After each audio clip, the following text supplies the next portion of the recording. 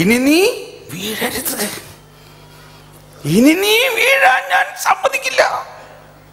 Road ഇത് തന്നെയാണ്.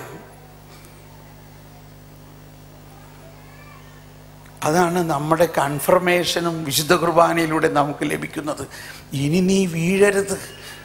അതുപോലെ നിനക്ക് നല്ല റബ്ബർ ടയറുള്ള പുതിയ ഷൂ, നല്ല ഗ്രിപ്പുള്ള പുതിയ ഷൂ ഞാൻ തരും. നിന്നെ പുതപ്പിക്കുന്ന നീതിയുടെ കവചം തരും. നിന്നെ മുദ്ര കുത്തുന്ന പുത്ര സ്വീകാര്യം. നീ എൻ്റെ പുത്രനാണ്. നീ എത്ര വലിയ പാപം ചെയ്താലും നീ പുത്രൻ തന്നെയാ. ക്ലൈമാക്സ് ഇവിടെ അല്ല. വൈകുന്നേരമായപ്പോൾ ഇവിടെ ഭയങ്കര ഡാൻസ്, പാട്ട്, ഭയങ്കര സന്തോഷം. ഈ മൂത്ത പുത്രൻ ജോലി കഴിഞ്ഞ് വരുമ്പോൾ എൻ്റെ വീട്ടിൽ ഞാനറിയാതെ ഇത്രയും വലിയ പാട്ടും കൂത്തും ഇതെങ്ങനെ സംഭവിക്കണം? നിങ്ങളാണ് എന്ത് പറയും? മൂത്ത പുത്രൻ അറിയാതെ ഇത്രയും വലിയൊരു ആഘോഷം വീട്ടിൽ എങ്ങനെ ഉണ്ടായി? അപ്പൊ വേലക്കാരോട് ചോദിച്ചപ്പോൾ, ഹേയ് നിനക്കറിയില്ലേ, നിന്റെ അനിയച്ചാരൻ തിരിച്ചു വന്നതാവേ, അത് കാരണം ഞങ്ങൾക്കെല്ലാം ഭയങ്കര സന്തോഷമാണ്. നിന്റെ പപ്പ വലിയ കാളയെ വെട്ടിയിരിക്കുന്നു. അപ്പം വലിയ കാളയെ വെട്ടിയെന്ന് പറഞ്ഞാൽ അത് അവരുടെ നാട്ടിലെ ഒരു ഭാഷയാണ്. വലിയ കാളയെ വെട്ടി എന്ന് പറഞ്ഞാൽ നമ്മളെപ്പോഴാണ് കാളയെ വെട്ടണേ? നമ്മുടെ മോളുടെ കല്യാണം, മോൻ്റെ കല്യാണമൊക്കെ ഉണ്ടാകുമ്പോഴല്ലേ കാളയെ വെട്ടണേ. എന്ന പോലെ ഒരു ഹൈ ഫീസ്റ്റ് നടത്തും. ഹൈ ഫീസ്റ്റ്, വലിയ കാളയെ വെട്ടി എന്ന് പറഞ്ഞാൽ നമ്മുടെ വീട്ടിലുണ്ടാകാവുന്ന ഏറ്റവും വലിയ ഒരാഘോഷം എന്നർത്ഥം. വീട്ടിൽ കാളയെ വെട്ടി എന്ന് പറഞ്ഞാൽ റെഡ് മീറ്റ് കൊണ്ടുള്ള ഭക്ഷണം ഉണ്ടാക്കണം. നമ്മൾ ഞായറാഴ്ച കാളയിറച്ചി ഭക്ഷിക്കില്ലേ? ഇറച്ചി ഭക്ഷണം ഉണ്ടാക്കും. എന്തുകൊണ്ടാ? ആഘോഷമാണെന്ന്. മുഴുത്ത കാളയെ വെട്ടിരിക്കുന്നു പറഞ്ഞതോടെ ഈ ചേട്ടന് ഭയങ്കര ദേഷ്യമാണ്. അവൻ വീട്ടിൽ കയറാതെ പുറത്തിരുന്നു. പുറത്തിരുന്നിട്ടോ അപ്പൻ ഇറങ്ങി വരികയാണ്.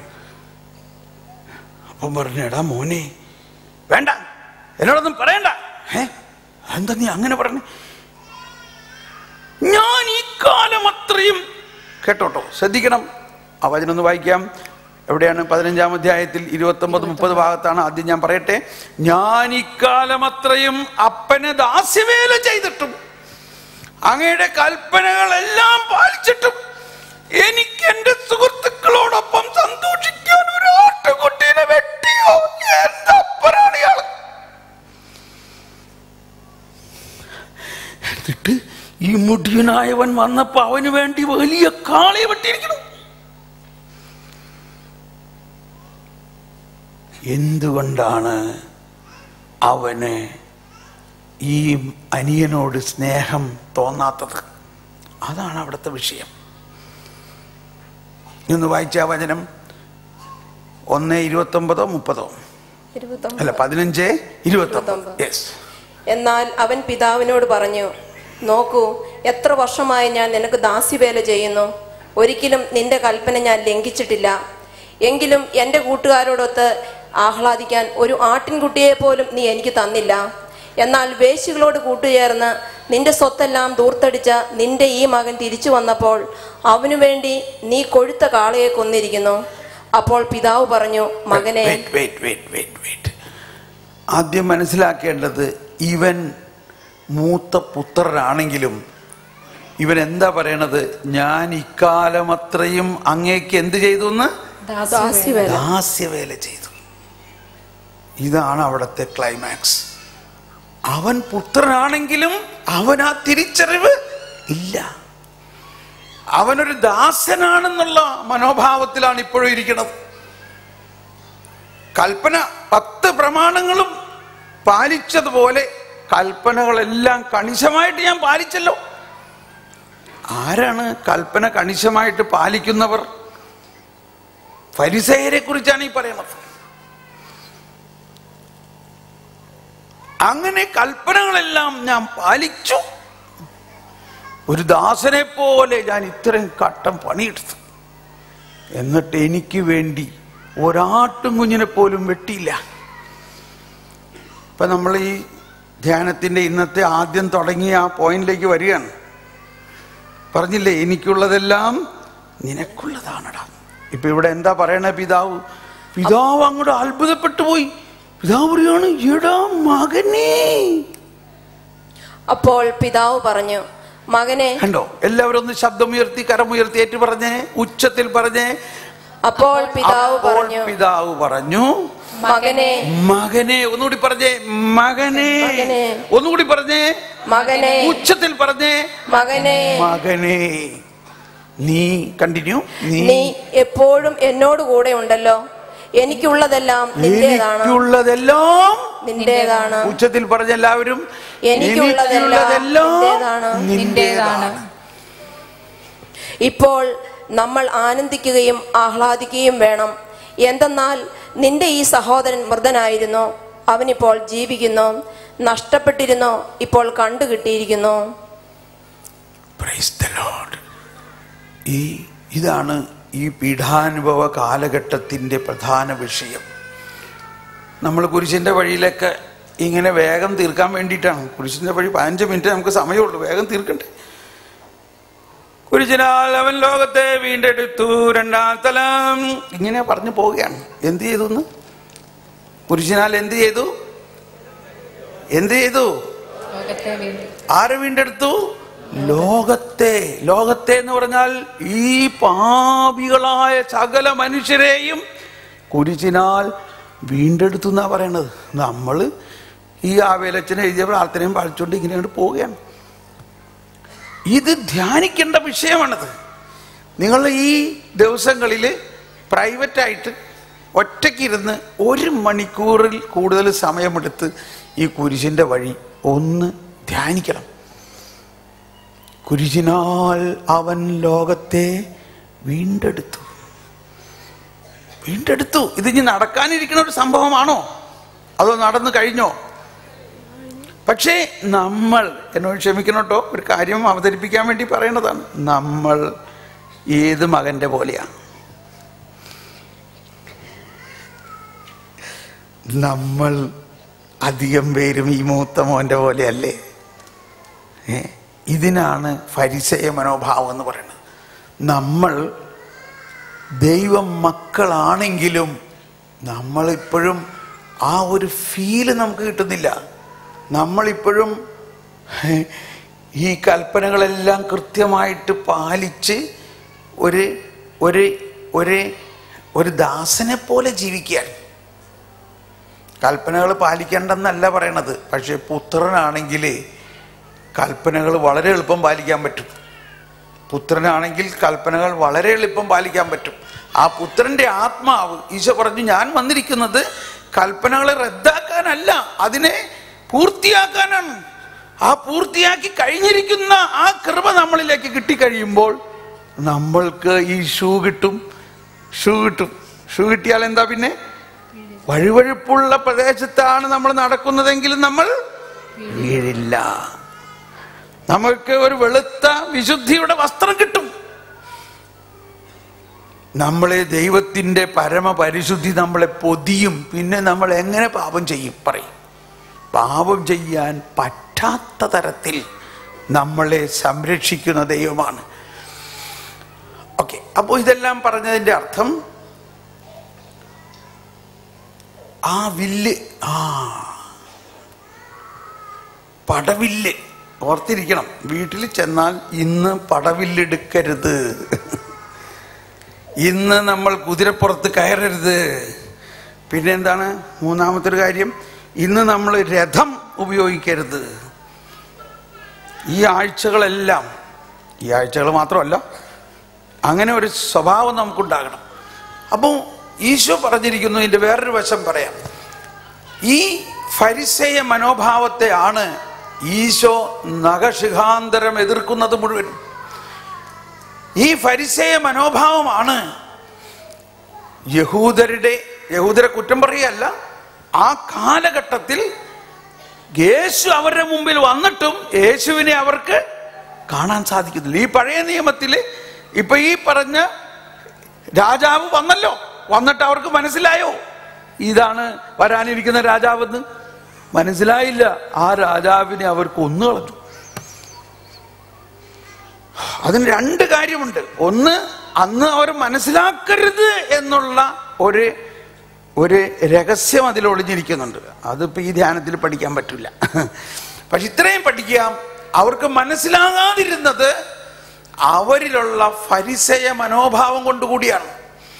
എന്നാൽ മറിച്ച് നിക്കോദേമോസിനെ പോലെയുള്ളവരും വേറെ കുറെ ആളുകൾക്കൊക്കെ ഇത് മനസ്സിലായിരുന്നു. എന്നാൽ അവർക്ക് മിണ്ടാൻ പറ്റില്ല. മിണ്ടിയാൽ അവരെ പുറത്താക്കും അവരുടെ കമ്മ്യൂണിറ്റിയിൽ. നമ്മളിപ്പോൾ എടുക്കേണ്ടത്, നമ്മൾ യഹൂദരാണോ? നമ്മൾ യഹൂദരല്ല, നമ്മൾ ക്രിസ്ത്യാനികളാണ്. ക്ഷമിക്കണം, പക്ഷേ നമ്മുടെ പ്രവർത്തനങ്ങൾ അധികവും ഈ യഹൂദരും ഫരിസേയരെ പോലെ ആകുന്നു എന്നതാണ്. ക്ഷമിക്കണം, ഇതിനെ മാറ്റുന്നത് എങ്ങനെയാണെന്നാ പറയാൻ പോണത്. ഈശോ പറഞ്ഞു, മലയിലെ പ്രസംഗത്തിലാണ് ഇതിൻ്റെ മുഴുവൻ കാര്യങ്ങൾ പറയുന്നത്. അതിൽ പറഞ്ഞിരിക്കുന്ന ഒരു കാര്യം പറയാം. ഈശോ പറഞ്ഞു 7-ാം അധ്യായത്തിൽ, നിങ്ങൾ, ഇതൊക്കെ ഈ കുമ്പസാരത്തിന് വേണ്ടി കൂടിയാണ്. ഇപ്പോൾ കുറേ പേര് കുമ്പസാരിച്ച് കഴിഞ്ഞു, ഇനിയും കുമ്പസാരിക്കാനുള്ള അവസരമുണ്ട്. ഈ കുമ്പസാരിച്ച് കഴിഞ്ഞു എന്ന് വിചാരിച്ചാൽ വിഷമിക്കേണ്ട, അടുത്ത ആഴ്ച വീണ്ടും കുമ്പസാരിക്കാം, അല്ലെങ്കിൽ പിന്നീട് എപ്പോഴെങ്കിലും കുമ്പസാരിക്കുമ്പോൾ ഈ ഫരിസേയ മനോഭാവത്തെ പറഞ്ഞ് കുമ്പസാരിക്കണം. ഇവിടെ പറയുകയാണ് 7-ാം അധ്യായത്തിൽ 1 മുതലുള്ള വചനം പറയുന്നത്. ഒന്ന് വായിക്കാം. സമയം കഴിഞ്ഞോ?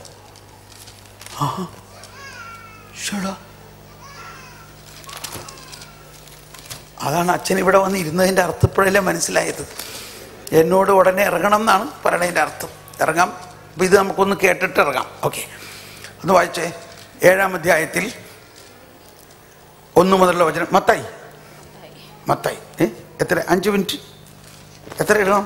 10 മിനിറ്റ്. ഓക്കെ. വിധിക്കപ്പെടാതിരിക്കാൻ. ശ്രദ്ധിച്ചോട്ടോ, ഇത് വലിയ ഒരു കാര്യമാണ്. നിങ്ങൾ ഇന്ന് കുടുംബത്ത് സമാധാനം തരാൻ പോകുന്ന ഒരു കാര്യമാണ്. വിധിക്കപ്പെടാതിരിക്കാൻ നിങ്ങളും വിധിക്കരുത്. നിങ്ങൾ വിധിക്കുന്ന വിധിയാൽ തന്നെ നിങ്ങളും വിധിക്കപ്പെടും. നിങ്ങൾ അളക്കുന്ന അളവ് കൊണ്ട് തന്നെ നിങ്ങൾക്കും അളന്നു കിട്ടും. നീ സഹോദരന്റെ കണ്ണിലെ കരട് കാണുകയും നിന്റെ കണ്ണിലെ തടിക്കഷ്ണം ശ്രദ്ധിക്കാതിരിക്കുകയും ചെയ്യുന്നത് എന്തുകൊണ്ട്? അഥവാ നിന്റെ കണ്ണിൽ തടിക്കഷ്ണം ഇരിക്കെ സഹോദരനോട് ഞാൻ നിന്റെ കണ്ണിൽ നിന്ന് കരടെടുത്തു കളയട്ടെ എന്ന് എങ്ങനെ പറയും? കപടനാട്ടുകാരാ, ആദ്യം സ്വന്തം കണ്ണിൽ നിന്ന് തടിക്കഷ്ണം എടുത്തു മാറ്റുക, അപ്പോൾ സഹോദരന്റെ കണ്ണിലെ കരടെടുത്തു കളയാൻ നിനക്ക് കാഴ്ച തെളിയും. മതി. ഇത് കേൾക്കുമ്പോൾ ഇത്തിരി കഠിനമായിട്ട് തോന്നുന്നുണ്ട് ഇല്ലേ? നമ്മളോടല്ലട്ടാ പറയണത്. അതാണ് ശ്രദ്ധിക്കണം. ഇത് ആരോടാ പറയണേ? ഫരിസേയരോടാണ് പറയണേ. പക്ഷെ നമുക്ക് ബാധകമാണ് കുറച്ചൊക്കെ ഇല്ലേ? അപ്പോൾ ഈശോ പറഞ്ഞു, ഞാൻ വന്നിരിക്കുന്നത് ഇതൊക്കെ പൂർത്തിയാക്കാനാണ്. പക്ഷേ മറ്റവർക്കിത് സാധിക്കാത്തതിൻ്റെ കാരണം എന്താ? ഈശോ ആരുടെയും പാപത്തെ ചൂണ്ടിക്കാണിച്ച് അവരെ കുറ്റപ്പെടുത്തുന്നില്ല. എന്തുകൊണ്ടാ? ഈശോ വന്നിരിക്കുന്നത് ഈ പാപത്തിന് പരിഹാരം ചെയ്യാനാണ്. മനസ്സിലായല്ലോ? പാപത്തിന് ഈശോ പരിഹാരം ചെയ്തു കഴിഞ്ഞാൽ പിന്നെ അവർക്ക് പാപം ചെയ്യാൻ പറ്റാത്ത അവസ്ഥയായി കഴിഞ്ഞാൽ പിന്നെ എന്താ പ്രശ്നം? നമ്മൾ എല്ലാ ദിവസവും പ്രാർത്ഥിക്കുന്നുണ്ട്, ഭൂലോകപാപം നീക്കുന്ന ദൈവത്തിൻ്റെയും രാടുകുട്ടിയായി ചോമ്പരാൻ ഞങ്ങളുടെ വേൽക്കരനായിരിക്കണേ, ഭൂലോകപാപം നീക്കുന്ന ദൈവത്തിൻ്റെയും ഇതൊക്കെ പറയുന്നുണ്ട്. വീട്ടിൽ ചെല്ലുമ്പോഴേ നിന്നോട് എത്ര പ്രാവശ്യം പറഞ്ഞിട്ടാണ് ഇങ്ങനെ ചെയ്യുന്നത്, നാളെ ഇതേമാതിരി ചെയ്തു വന്നു ഞാൻ നല്ല അടി കേട്ടുട്ടാ. ഇതേത് വിശ്വാസ പ്രമാണോ? പറയും. ഇതേത് വിശ്വാസ പ്രമാണത്തിന്റെ ബേസിലാണ്? പള്ളിയിൽ പ്രാർത്ഥിക്കും, കൊന്തയിലും പ്രാർത്ഥിക്കും. ഭൂലോകപാപം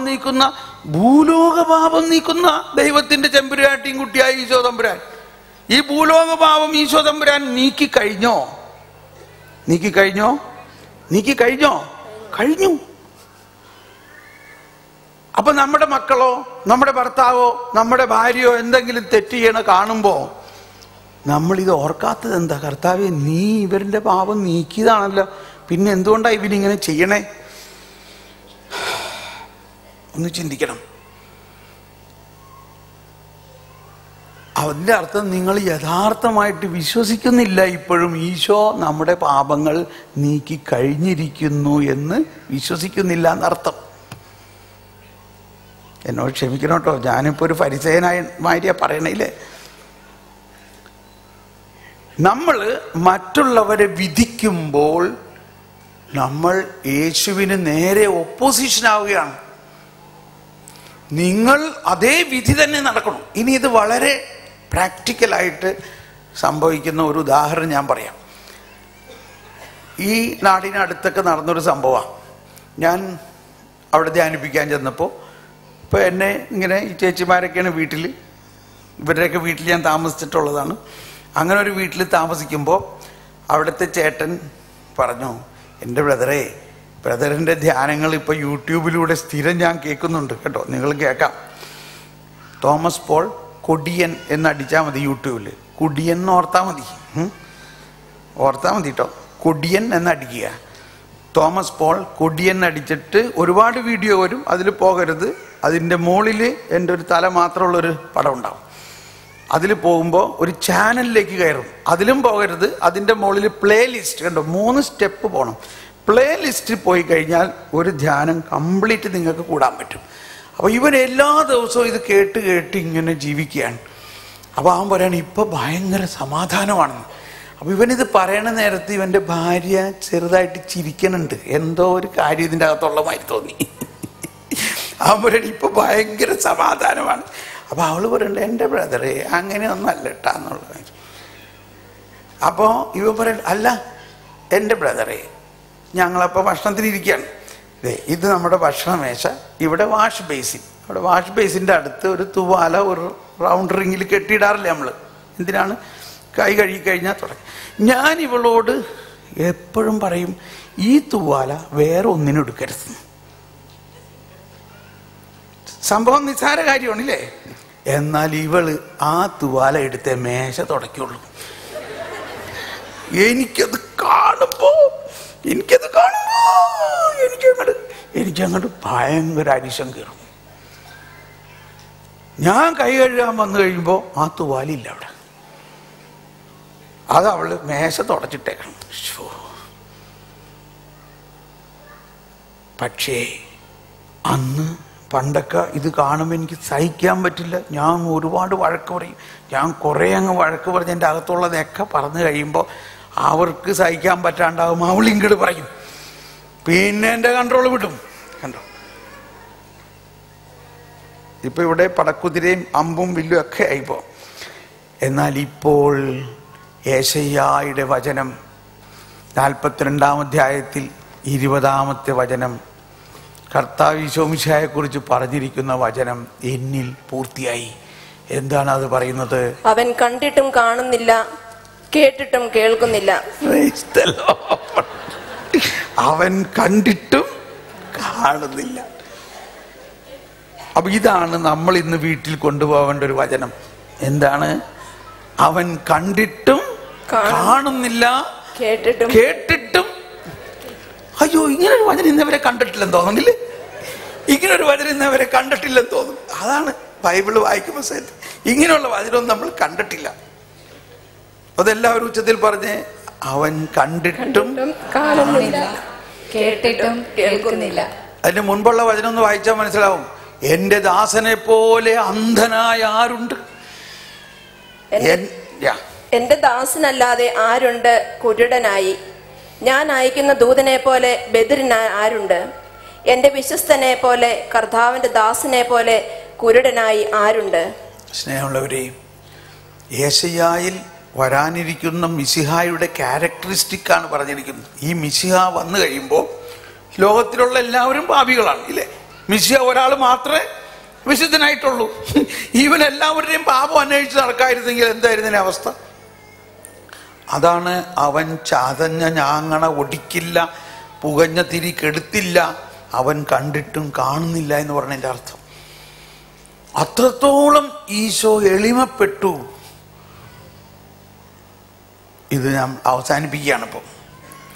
അപ്പോൾ നമ്മൾ ഇന്ന് പോകുമ്പോൾ ഈ അച്ഛൻ വരണയ്ക്ക് മുമ്പ് എനിക്കൊരു റിക്വസ്റ്റ് ഉണ്ട്. ഞാനിത് കഴിയുമ്പോൾ നിങ്ങൾ 1-2 പേര് ഇവിടെ വന്നിട്ട് ഇന്നത്തെ ഈ പ്രഭാഷണത്തിൽ നിങ്ങൾ എന്ത് സ്പർശിച്ചു എന്നുള്ളത് ഒറ്റ സെൻറ്റൻസ് ഒന്ന് പറഞ്ഞാൽ മതി കേട്ടോ. അതിനൊന്ന് ഒരുങ്ങിക്കോ. അപ്പോൾ നമ്മളിപ്പോൾ ഇന്നുവരെ കേട്ടതിൽ ഇവൻ പറയുകയാണ്, ഇപ്പോൾ എനിക്ക് ഭയങ്കര സമാധാനമാണ്. വീട്ടിലെ അവസ്ഥ അത് തന്നെയാണ്. പക്ഷേ നമ്മുടെ ഹൃദയത്തിൽ ഒരു വ്യത്യാസം വന്നു. എന്ത് വ്യത്യാസം വന്നു? യേശുവിൻ്റെ മനോഭാവം നമുക്ക് വന്നു. എന്താണ് യേശുവിൻ്റെ മനോഭാവം? ആരെയും വിധിക്കാതെ. ആരെയും വിധിക്കണ്ട.